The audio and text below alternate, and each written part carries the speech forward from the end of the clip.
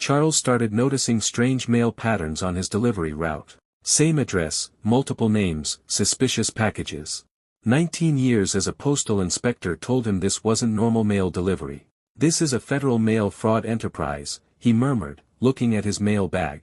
Before we dive into this incredible story, tell us in the comments which city you're watching from today.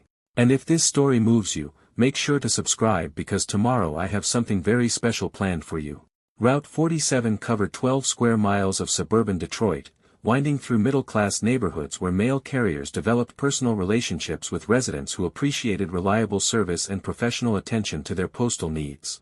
At 10:30 a.m. on a Wednesday morning, Inspector Charles Washington was conducting his daily deliveries with the systematic precision that had characterized his approach to postal service for the past 4 years.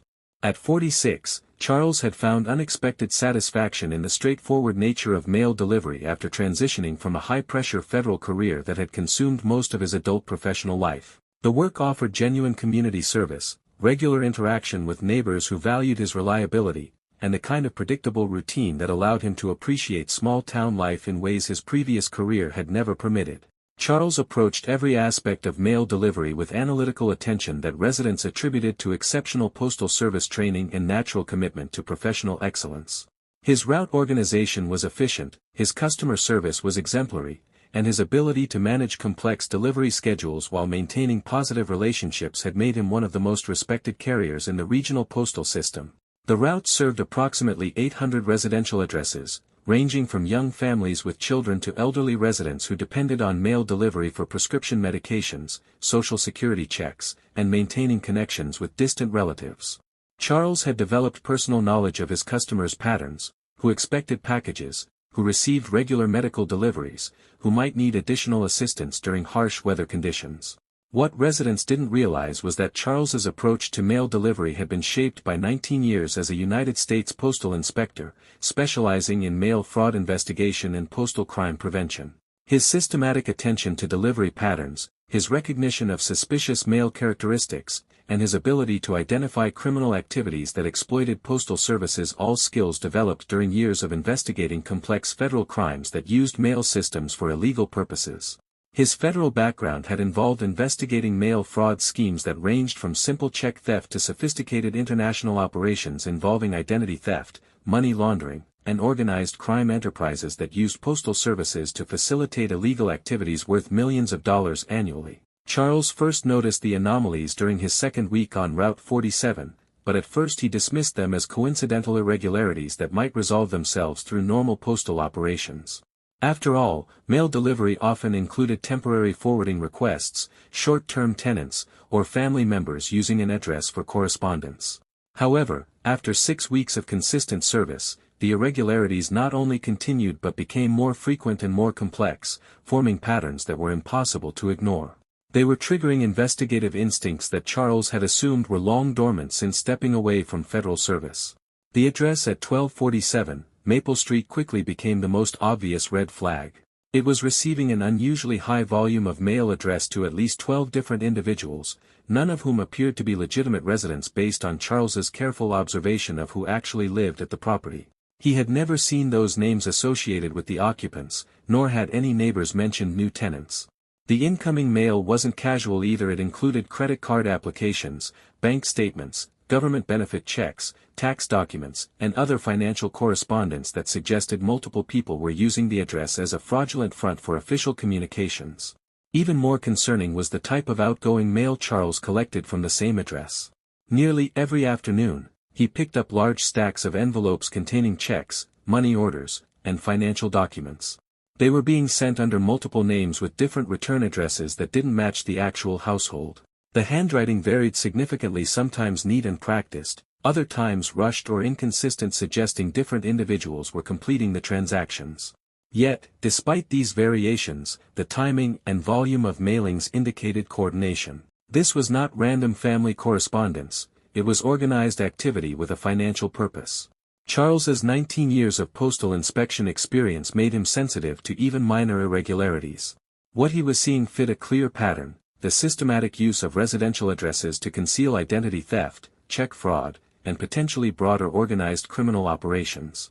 These weren't isolated mistakes or innocent forwarding arrangements. They were deliberate attempts to exploit the trust and efficiency of the postal system for illegal gain. And Maple Street wasn't the only location. Additional addresses on his route began showing similar warning signs.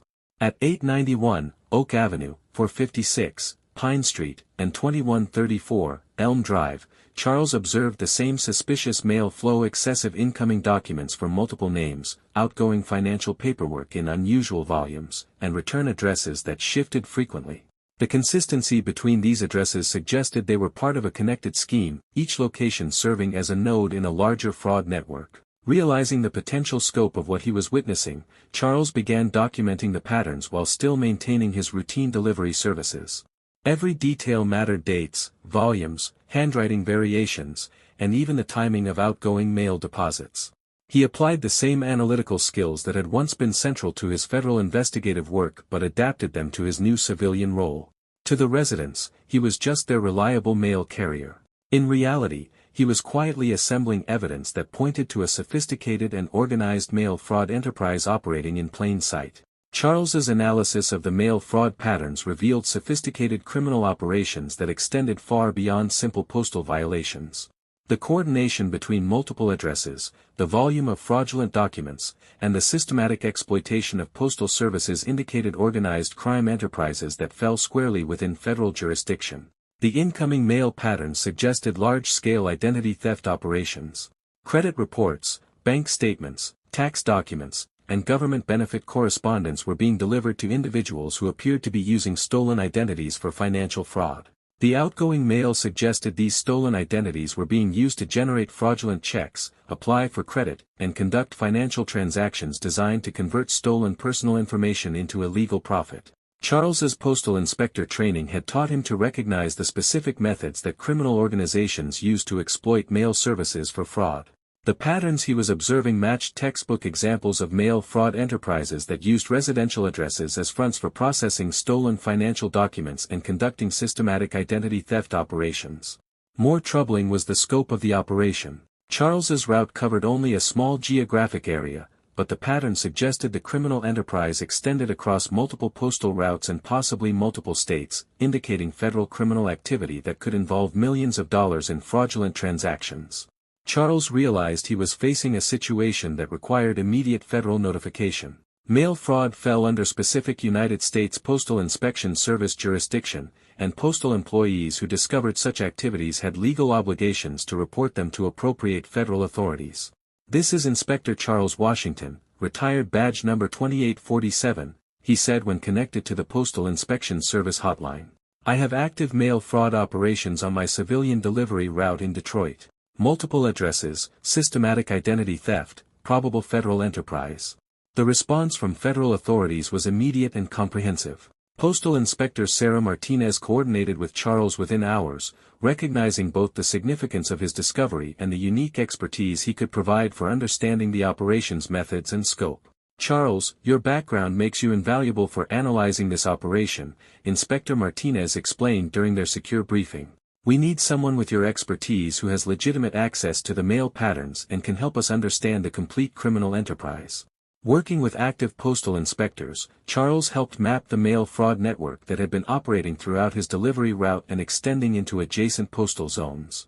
His 19 years of investigative experience enabled him to recognize patterns that typical mail carriers might miss, while his current position provided cover for gathering intelligence without alerting the criminal organization. The investigation revealed that the Detroit mail fraud operation was connected to similar enterprises in Chicago, Cleveland, and Milwaukee, suggesting a multi-state criminal network that was systematically exploiting postal services for identity theft and financial fraud on an unprecedented scale. They're processing approximately $200,000 per month in fraudulent financial documents through your route alone, Inspector Martinez told Charles during their case briefing. "Across all connected operations, we're looking at several $1 million annually in mail fraud." Charles's expertise proved crucial for understanding how the criminal enterprise functioned while avoiding detection by postal authorities and law enforcement. His knowledge of postal inspection techniques helped federal agents develop surveillance strategies and evidence collection procedures that could expose the complete network. Charles found himself operating as an undercover federal asset while maintaining his civilian mail carrier duties, gathering intelligence about criminal activities that were using postal services to facilitate systematic financial fraud. His legitimate access to mail delivery patterns provided perfect cover for documenting criminal transactions, while his federal background enabled him to recognize evidence that untrained observers would miss. Your position gives us unprecedented insight into how this network operates, Inspector Martinez explained. We need someone who can document the mail fraud patterns, identify key participants, and help us understand the organizational structure without compromising the investigation. The undercover phase required Charles to balance routine postal service responsibilities with systematic documentation of federal crimes that were occurring throughout his delivery route. His postal inspection training enabled him to gather evidence while maintaining normal mail carrier behavior that wouldn't alert criminal organizations to federal law enforcement interest. Charles's analysis revealed that the mail fraud network was more sophisticated than initially suspected. The criminal organization had identified specific postal routes with characteristics that made them suitable for mail fraud operations, established relationships with residents who could provide addresses for fraudulent mail, and implemented procedures that maximized illegal profits while minimizing exposure to federal detection. They've essentially turned legitimate postal routes into criminal infrastructure, Charles reported to the investigation team. The coordination suggests professional criminal organization with extensive knowledge of postal operations and federal investigation methods. His postal inspector expertise proved invaluable for understanding the complete scope of the mail fraud enterprise and developing strategies for gathering evidence that could support federal prosecutions while protecting legitimate postal customers who had been unknowingly affected by criminal activities. The investigation culminated with coordinated federal raids across 8 states, targeting addresses that had been identified through Charles's intelligence gathering and subsequent postal inspection analysis. The operation resulted in the largest mail fraud prosecution in Postal Inspection Service history, involving criminal enterprises that had been operating undetected for over 3 years. Outstanding work, Inspector Martinez told Charles as the arrests and seizures unfolded. Your expertise and access enabled us to understand this network in ways that would have been impossible without someone who recognized the patterns and could interpret their federal significance. The raids resulted in 47 arrests, the seizure of over $8 million in fraudulent financial instruments, and the disruption of criminal activities that had been victimizing thousands of Americans through systematic identity theft and mail fraud. Charles's route alone had been processing over $2.4 million annually in fraudulent transactions. The investigation revealed that the criminal enterprise had been stealing mail from residential addresses, using stolen personal information to establish fraudulent financial accounts, and conducting systematic check fraud operations that exploited postal services to move illegal profits across multiple states. Your recognition of the mail fraud patterns prevented this enterprise from expanding into additional postal routes, Inspector Martinez explained during case closure. Without early identification and professional analysis, these operations typically continue growing until they're processing tens of millions of dollars in fraudulent transactions. The case received national attention as an example of how former federal expertise could protect communities from sophisticated mail fraud operations that most people never recognize until they become victims. Charles returned to routine mail delivery with new appreciation for how his federal background continued to serve community protection in unexpected ways. His postal route had been cleared of criminal exploitation, and his work had helped protect thousands of potential identity theft victims from financial crimes they might never have discovered until significant damage had occurred. 6 months later, Charles had consulted on 5 additional mail fraud investigations, helped train postal workers in recognizing suspicious mail patterns, and had become a regional resource for mail fraud prevention and federal crime detection within postal operations. People think mail delivery is just about getting letters and packages to the right addresses, Charles explained to a conference of postal supervisors. But we're also guardians of federal mail security, and sometimes we're the only people positioned to recognize when criminal organizations are exploiting postal services for systematic fraud. His delivery route had become a model for mail fraud awareness and federal crime prevention, demonstrating how proper attention to mail patterns and recipient behavior could protect communities from criminal enterprises while supporting federal law enforcement efforts to prosecute mail fraud operations. 2 years after the original investigation, Charles had helped identify and disrupt 4 additional mail fraud networks that attempted to establish operations within postal routes throughout Michigan and Ohio. His postal inspector expertise, combined with his legitimate access to mail delivery operations, made him invaluable for protecting postal customers from sophisticated criminal organizations. His secure phone buzzed with a message from Inspector Martinez. New mail fraud patterns identified in Pennsylvania. Similar methods to your Detroit case, available for consultation on Postal Security Assessment. Charles looked at his mail truck, then at the neighborhood he served and protected through both reliable postal service and vigilant federal crime detection. I'll review the intelligence after completing today's deliveries, he texted back. Some careers never really retire, they just find new applications and new ways to serve federal law enforcement and community protection.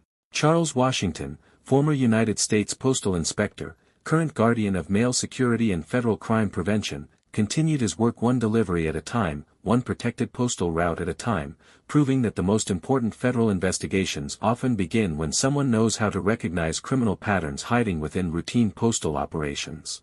Sometimes the most crucial mail fraud cases are discovered during daily delivery routes, by people who know how to read the evidence that criminal organizations leave behind when they try to exploit postal services for systematic financial crimes. Have you ever noticed unusual patterns in mail delivery or postal operations that seem suspicious? Share your observations in the comments below, and tell us what city you're watching from today. If this story of hidden federal expertise and mail fraud prevention inspired you, make sure to subscribe and hit that notification bell. Don't miss the compelling stories appearing on your screen right now. Click to discover more tales of everyday heroes who use their federal backgrounds to protect communities in unexpected ways. Because sometimes the most important federal investigations begin with someone who knows how to distinguish between normal postal operations and systematic criminal enterprises designed to steal money through mail fraud. See you in the next videos. Don't forget to like and subscribe.